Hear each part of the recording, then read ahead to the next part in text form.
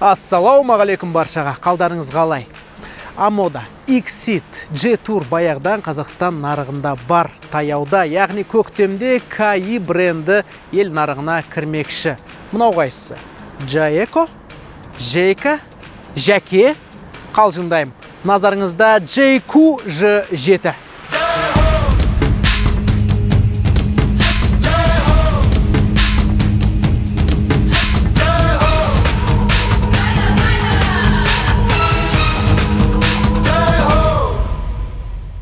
JQ, марканың дұрыс аталуы осылай.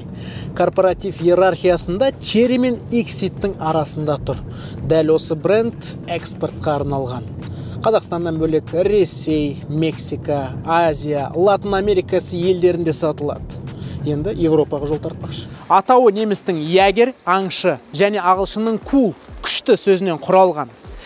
JQ-J7 моделін алып келді. Бұл негізі Cherry 7 Pro'ның сыңары. Алайда бір талай айырмашылығы бар. Бүгінгі видео сол жайында. Былтыр көктемде Шанхайдағы автосалонында TJ бір концепт карын көрсеттік. Өмірдегі прототипі мінекей. Қытай көліктері қаптады, нарық сондай болып тұр. Енді қайтеміз. Расын айтқанда, мен қолыма түскен машиналардың барлығына шолу жасай берем. Қытай ма, Қытай емес пе қарамайым. Басты миссиям көрерменіме интеллектуалды азық әзірлеу. Арнаға тіркеліп лайк басып, пікір жазу аздық еткен бізге. Анау тұрған қоңырауды басып қойыңыздаршы. Сол кезде Қазколес арнасында жаңа видео шықты деген хабарлама келеді.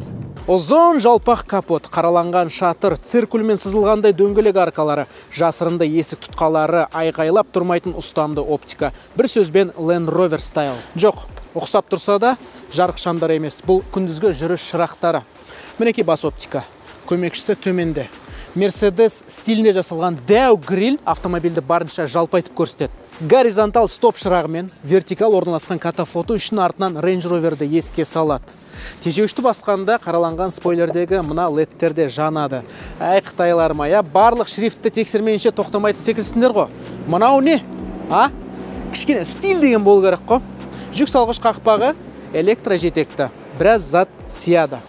Одан әлдеқайда маңызды мәселен көтерейінші. Барлық кроссовер иелері тап болатын бір мәселе бар. Арттан соққы келгенде жалпақ жүк салғыш қақпағын, бамперді, оның пластик детальдарын іздеп тауып орнатуға тура келеді. Бұның бәрі қиямет қайым. Моно жетек 13.990.000, орташа комплектация, яғни премиум жиынтығы 14.990.000 тұрады. Шолудағы 4V максималканың құны 16,5 миллион. Қалай болғанда да автомобильдің комплектацияларын толық зерттеп шығу үшін Колеса KZ мобильді қосымшасын ашып, жаңа авто айдарына кіру жеткілікті. Бәрі оп-оңай.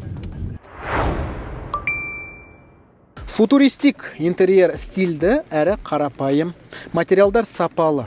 Қол тигенде кірлегені қатты көрінетін жылтыр пластик аз қолданылғаны қуантады. Саймандар панелінің мониторы құта қандай. Шрифт кішкентай әрең оқылады. Айтпақшы, мұндайды софт жаңарту арқылы өзгертуге болады. Диагоналі 14,8 дюйм табақтай мониторы жаңа көлікке мініп көрмеген адамды ұялтып жібереді екен. Ана күзетшілердің будкасындағы теледидардан дәу ғой. Бұның бір плюсын айтайын. Мына 540 градус камерасын қосасың ғой, керемет көрсетілім ашылады. Мұнда 360 емес, 540 vision. Интерфейс түсінікті, ештеңе қатып жатқан жоқ. Виджеттері бар. Жауып қойға болады осылай. Apple CarPlay сымсыз жұмыс істейді, бірақ Android Auto жоқ. Неге екенін түсіндірейін. Android Auto деген лицензиялық құқық қорғалған фирмалық дүние. Ал Қытайда Google сервистері жұмыс істемейді. Сол себепті өндіруші протокол ұстанбайды. Айтпақшы, протокол жайында елімізде қаңтардың 1-нен Европротокол жұмыс істей бастады.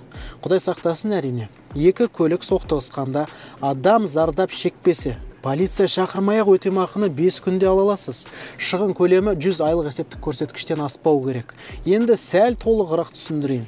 Кінәлі тарап өз кінәсін толық мойындауы тиіс. Екі көлік иесінің де міндетті сақтандыру полисі болуы шарт. Бұның бәрі ұсақ жол көлік оқиғасы төлемін жылдам өтеу үшін жасалған. Freedom Insurance арқылы Европротокол ыңғайлы жұмыс істейді. Құжаттарды рәсімдеу онлайн.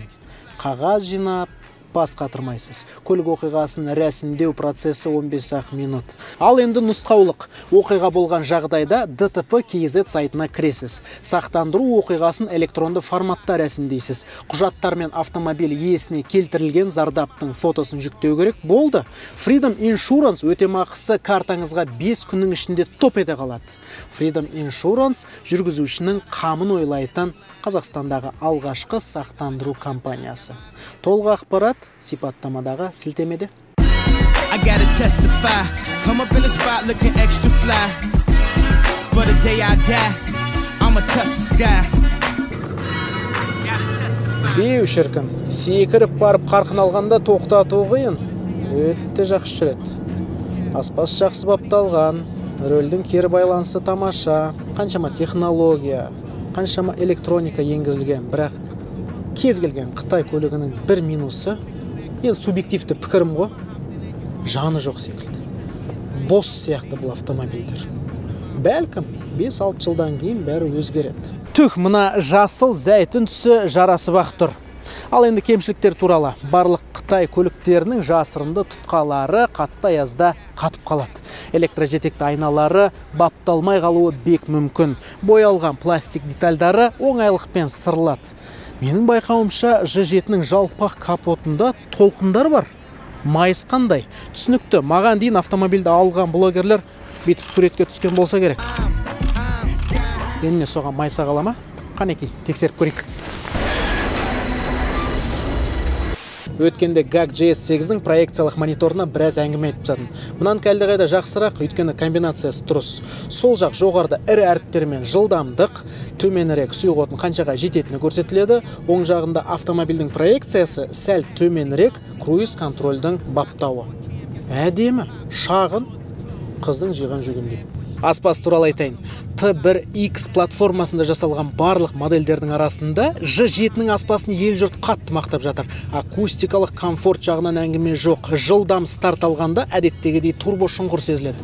Гарантиясы болса алуға қорқынышты емес. Отбасы бала шағаны тасып қалада шаруамен жүруге жақсы вариант.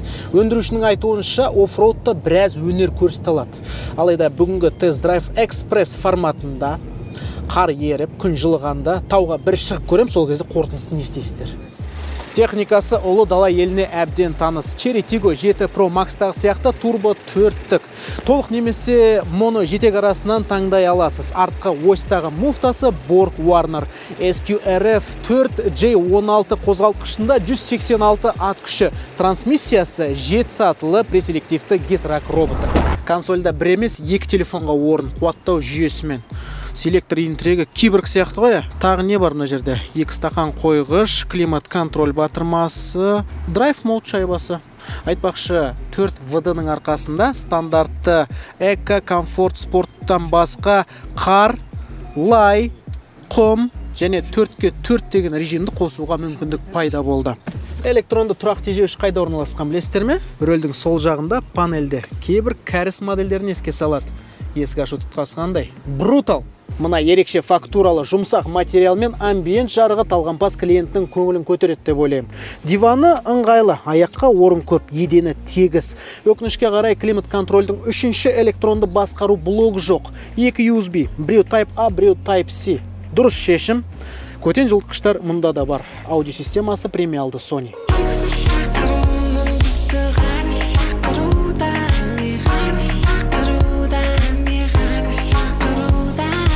Кейбіреулерге жетілік Tiggo тым қарапайым, ал Amoda C5 шіли метросексуал болып көрінуі мүмкін.